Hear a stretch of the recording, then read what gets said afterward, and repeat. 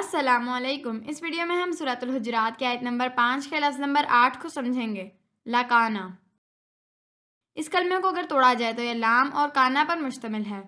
لام دو طرح کا ہوتا ہے، لام تعلیل یا لام لازم۔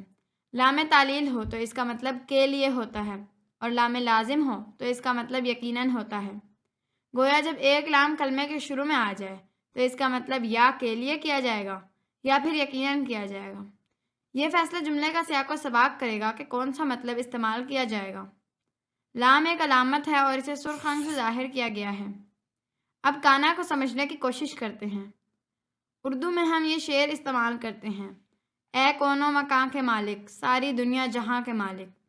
مکان تو ان چیزوں کو کہتے ہیں جو بنی ہوئی ہیں اور ہمیں نظر بھی آ رہی ہیں، لیکن جو چیزیں ہمیں نظر نہیں آ رہی، اس کا یہ مطلب نہیں ہے کہ وہ بنی بھی نہیں ہیں۔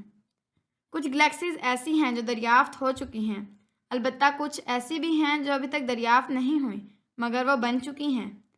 چنانچہ اس شعر میں کون کا مطلب وہ تمام چیزیں ہیں جو ابھی دریافت نہیں ہوئیں مگر بن چکی ہیں یا ہو چکی ہیں۔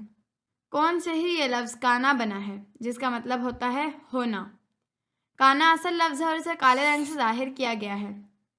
اب اگر دیکھا جائے تو جملے کا سیاق و سباق ہمیں لام کا مطلب یقیناً کرنے پر مجبور کر رہا ہے، لہٰذا لکانا کا مطلب بنا یقیناً ہوتا۔ یہاں یہ بات بھی غور طلب ہے کہ قرآن مجید کے لفظ کانا اور اردو کے لفظ کون دونوں کا مادہ کاف اور نون ہے اور دونوں کا مطلب ہونا ہے، لہٰذا قرآن مجید کا لفظ کانا اردو کا لفظ کون بنا ہے۔ اردو میں اس کا ایک استعمال اے کون و مکان کے مالک بھی ہے۔